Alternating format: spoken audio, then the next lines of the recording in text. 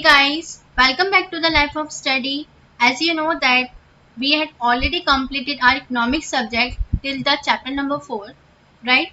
In this video we are going to start our next chapter, that is chapter number 5, Theory of Demand. Okay? So let's move to the next topic without further delay.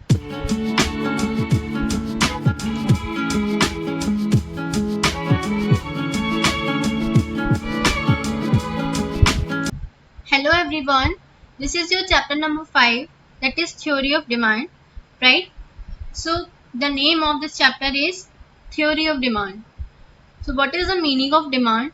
In Hindi, the demand is refers to मांग, right? किसी चीज की मांग करना, किसी सामान की, किसी गुड्स की मांग करना, that is demand, right? So इस वीडियो में हम डिमांड चैप्टर की स्टार्टिंग करने जा रहे हैं. So and the topic is the concept of demand. Demand का कॉन्सेप्ट क्या कहलाता है, राइट? कि डिमांड है क्या, एक्चुअली में डिमांड क्या है. डिमांड करने के लिए हमें किसकी चीज़ की ज़रूरत होती है? हमारे पास उतने मनी अवेलेबल होना चाहिए कि हम उस चीज़ को परचेज कर सकें, right? That is first thing. Second is हमारी खुद की डिज़ायर. हम जिस चीज़ को परचेज करने जा रहे हैं उस चीज़ के लिए हमारी डिज़ायर है कि नहीं, हमारी इच्छा कर रही है कि नहीं उसको परचेज करने की. तो सेकेंड वो चीज़ होनी चाहिए हमारे पास, मीन्स डिज़ायर, राइट? हमारी वॉन्ट्स. और and the third is willingness to pay और विलिंगनेस टू स्पेंड, कि हम उस चीज़ पे खर्चा कर सकते हैं या नहीं, राइट? सफिशिएंट परचेजिंग पावर हमारे पास होनी चाहिए उस किसी भी चीज़ को परचेज करने की. That is called demand. ठीक है. सो फर्स्ट टॉपिक है इस थ्योरी ऑफ डिमांड चैप्टर का, that is concept of demand, right? So the concept of demand, demand का कॉन्सेप्ट क्या कहलाता है, ठीक है? तो कॉन्सेप्ट ऑफ डिमांड को बताने के लिए इसमें दो चीज़ें हैं, दो डेफिनेशन है, that is demand and the second is quantity demanded, right?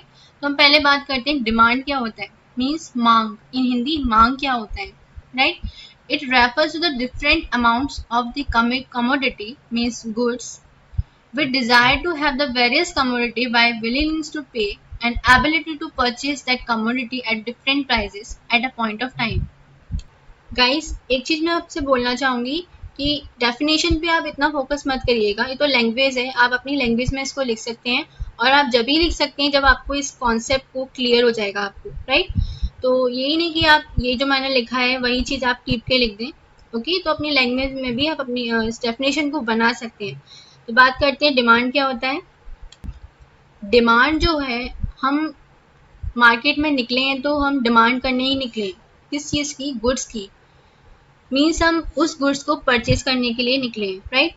अब हम जो अपना एक्सपेंडिचर है, खर्चा है, वो हम डिफरेंट गुड्स को परचेज करने में लगाएंगे, राइट? जिसमें हमारी डिज़ायर भी होगी, विलिंगनेस टू पे भी होगा और ability to purchasing that commodity भी होगा, right? At different price. Means कि हमारे पास चॉइस है यहाँ पर कि हमें ये भी मिल रहा है, इसके साथ दूसरा गुड भी मिल रहा है, वो इतने रुपए में भी है. मीन्स प्राइस भी उसके डिफरेंट है एंड जो गुड है वो भी डिफरेंट है, ठीक है? क्वांटिटी भी उसकी डिफरेंट है एंड दैट प्राइस भी जो है उस गुड का वो भी डिफरेंट है.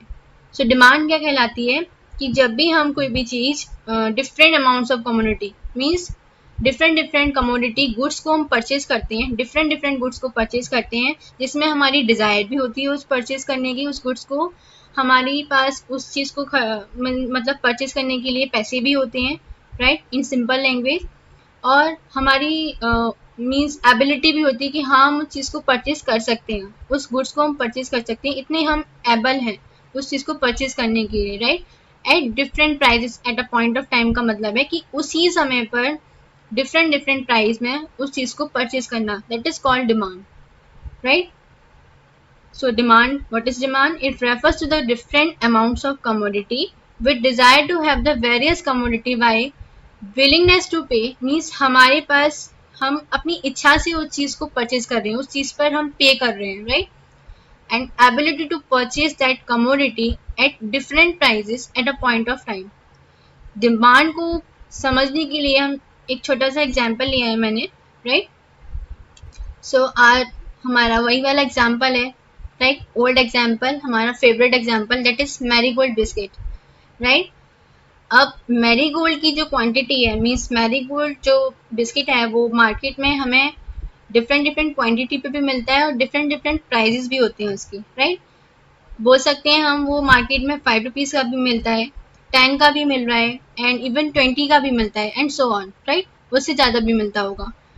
ओके, सो यहाँ 3 पॉइंट्स डिस्क्राइब करें इस एग्जाम्पल को, दैट इज अगर हम 4 पैकेट्स ले रहे हैं, ठीक है, अगर हम उस मार्केट में उस मैरीगोल्ड बिस्किट के 4 पैकेट परचेज कर रहे हैं, एंड द 4 पैकेट्स जिसके प्राइस है वो कितना है, 10 रुपीज़। यहाँ पे ये 4 पैकेट्स की प्राइस नहीं है 10 रुपीज़, यहाँ पर मैंने बोला है it means 1 packet is equal to 10 rupees, यानी एक पैकेट जो मीन्स बिस्किट है वो कितने का आ रहा है, 10 रुपीज़ का आ रहा है, राइट। उस बिस्किट का जो पैकेट है वो कितने का आ रहा है, 10 रुपीज़ का आ रहा है। आप कोई भी एग्जाम्पल ले सकते हैं, right.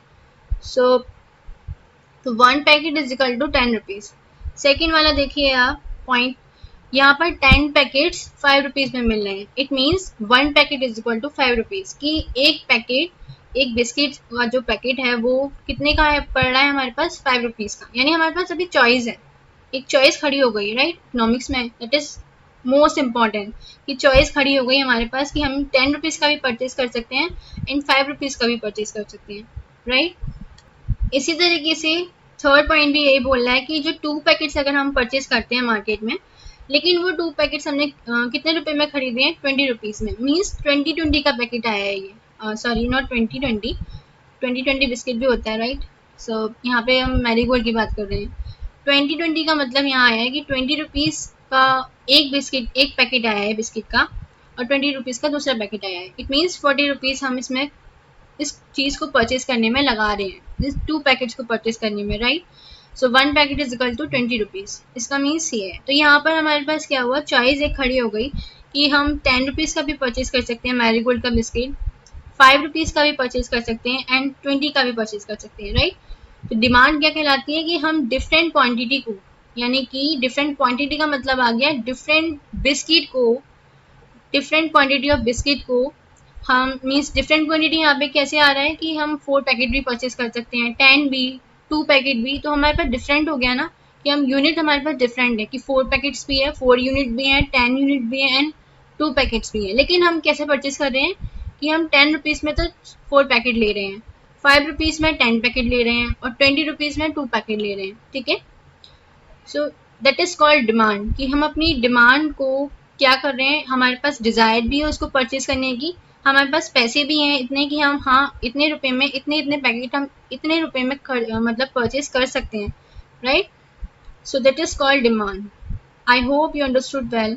Okay, alright, next move to the next topic of our concept of demand, that is quantitative demanded. ये बिल्कुल सेम है, डिमांड की तरह ही है, बस इसमें छोटा सा एक डिफरेंस है, दैट इज कि यहाँ पर जो भी हम परचेज करेंगे वो एक स्पेसिफिक करेंगे, कि हम एक पर्टिकुलर कमोडिटी को ही परचेज करें एक पर्टिकुलर प्राइस पे, right. It refers to specific amounts of the commodity at specific price of the commodity. Means हमारे पास केवल चॉइस नहीं है यहाँ पर, लेकिन हम डिमांड में बात करें तो वहाँ चॉइस भी थी कि हम 4 पैकेट भी परचेज कर सकते हैं, क्योंकि वहाँ चॉइस इसलिए थी क्योंकि वहाँ मार्केट में 5 रुपीज़ का भी मिल रहा है, 10 का भी मिल रहा है, और 20 रुपीज़ का भी वो पैकेट मिल रहा है बिस्किट का, राइट। बट अभी हमारे पास चॉइस नहीं है, हमारे पास क्या है, केवल 10 रुपीज़ का मार्केट में वो पैकेट मिल रहा है। तो हमने क्या किया, हमने 10 पैकेट्स परचेज कर लिए, तो जो 1 पैकेट है वो कितने का पड़ा, 10 रुपीज़ का, right. So that is called quantity demanded. Quantity demand का मतलब है कि हम एक पर्टिकुलर कमोडिटी, एक पर्टिकुलर, जैसे कि यहाँ एग्जांपल वही है सेम मैरीगोल्ड का, हम मैरीगोल्ड का बिस्किट परचेज कर रहे हैं मार्केट से, हम लेने गए वहाँ पर, राइट। तो हमने क्या किया, हमारे पास चॉइस ही नहीं है, हम केवल एक ही परचेज कर सकते हैं, वो कितने का है मार्केट में, उस शॉप पर कितने का है, ओनली 10 रुपीज़ का है। तो हमने क्या किया, हमने 10 पैकेट उसके खरीद लिए, राइट। यानी कि हमारा जो 1 पैकेट है वो कितने का पड़ा, 10 रुपीज़ का, राइट। एंड 10 पैकेट कितने के आएंगे, 100 रुपीज़ के।